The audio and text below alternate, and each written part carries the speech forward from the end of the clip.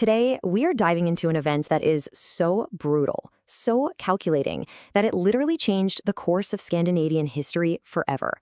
We're talking about the Stockholm Bloodbath. Okay, so picture the scene. It's November 1520.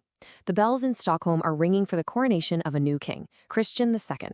You've got the city's entire nobility gathered for 3 solid days of feasting and parties. But just beneath all that celebration, a trap is about to be sprung.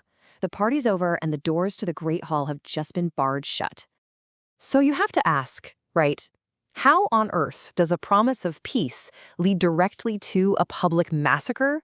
Well, to get that, we need to rewind a bit, because 16th century Sweden was a kingdom that was just tearing itself apart at the seams. See, the kingdom was caught in this brutal tug of war, with 2 huge conflicts raging at the exact same time. One was political, all about who should rule Sweden, and the other was religious, part of that massive upheaval that was rocking all of Europe. And this right here really lays out that central power struggle. So, on one side, you've got the Stum party, led by the Swedish regent, a guy named Sten Sture the Younger. These guys were nationalists, you know? They were fighting for an independent Sweden, totally free from Danish control. And on the other side, you have the party of Archbishop Gustav Trolle. He was all in on the Kalmar Union, which was basically a pact that kept Sweden under the thumb of the Danish monarchy. And simmering just beneath all of this political drama was this deep spiritual crisis. The Protestant Reformation was just kicking off, and criticism of the Catholic Church's power and corruption was absolutely everywhere. This quote here from a conversation about Martin Luther's New Ideas, it just nails the mood perfectly. People were questioning everything, and that religious friction, well, it was about to become a key weapon in the fight to come. At the heart of it all were 2 men who just despised each other. You had Sten Sture, the popular Swedish regent, and then Gustav Trolle, the ambitious archbishop who saw his own power tied directly to the Danish king. Their personal feud, it was about to light the fuse on a national catastrophe. And you can see just how fast everything went downhill. Trolle uses his position to undermine the Swedish government from the inside, and when the Swedish parliament finally has enough and kicks him out for treason, what does he do? He runs straight to his powerful friend, King Christian of Denmark, and basically invites a foreign army to invade his own country. And you know what? King Christian II didn't need much convincing. Using the excuse of restoring the archbishop, he launched a full-scale invasion of Sweden. Let's be clear. This was not about religion. It was a ruthless, cold-blooded power grab. The war was just brutal. Early on in the fighting, the Swedish regent, Sten Sture, was mortally wounded.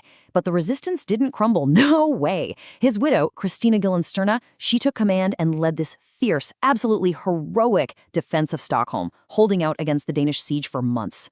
So, because he was unable to take the city by force, King Christian changed his tactics. He offered peace.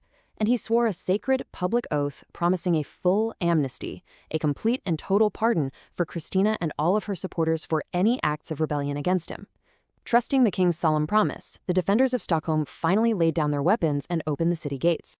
So Christian was crowned king of Sweden on November 4th. For 3 days, he throws this magnificent coronation feast. Then, on November 7th, he summons the entire Swedish nobility back to the castle. The doors are locked. The party is officially over, and the judgment is about to begin. Okay, so this is the crucial part. The king's promise of amnesty was a complete lie, and he used this incredibly cynical legal loophole to get around it. The pardon covered political crimes, right, like treason. But then, Archbishop Trolle stands up and accuses the nobles not of treason but of heresy, a crime against the church. And with that, the king just declares that his amnesty couldn't possibly apply to crimes against God. It was a perfectly executed, absolutely brutal trap. Over the next 2 days, the executions began in Stockholm's main square. At least 82 people, we're talking bishops, nobles, prominent citizens, were publicly beheaded. It was a systematic purge of the entire Swedish anti-unionist leadership. King Christian thought this act of pure terror would cement his rule and just crush the Swedish independence movement forever. He could not have been more wrong. The Stockholm Bloodbath did the exact opposite. The massacre galvanized the Swedish people. Instead of submitting, they rose up in this furious rebellion that became known as the Swedish War of Liberation. The architect of the bloodbath, King Christian II, was driven out, earning the nickname Christian the tyrant. The Kalmar Union, which had bound Scandinavia together for over a century, was broken for good. And from the ashes rose a new, independent Swedish nation, led by Gustav Vasa, a young nobleman whose own father had been one of the men executed in that square. It really leaves you with a powerful question, doesn't it? The Stockholm Bloodbath was a moment of just unimaginable cruelty and betrayal. And yet, it was this very event that became the founding story of modern Sweden. It just goes to show how sometimes the most brutal acts of tyranny can unintentionally forge the very identity they were trying to destroy. This is for entertainment and educational purposes only.